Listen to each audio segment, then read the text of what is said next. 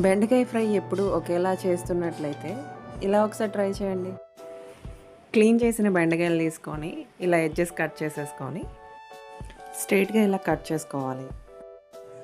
ఒక బౌల్ తీసుకొని అందులో కొంచెం శనగపిండి, బియ్యం పిండి, అల్లం వెల్లుల్లి పేస్ట్, కారం, ఉప్పు, పసుపు, ధనియాల పౌడరు, కొంచెం జీరా పౌడర్ వేసి కొంచెం వాటర్ వేసుకొని ఈ కన్సిస్టెన్సీ వచ్చినంత వరకు కలుపుకోవాలి.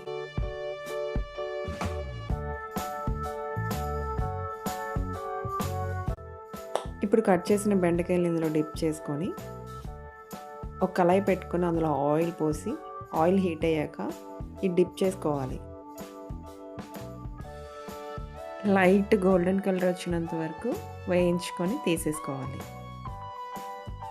ఈ రెసిపీ మీకు నచ్చినట్లయితే లైక్ చేసి, షేర్ చేసి, సబ్స్క్రైబ్ చేయండి. Thank you for watching.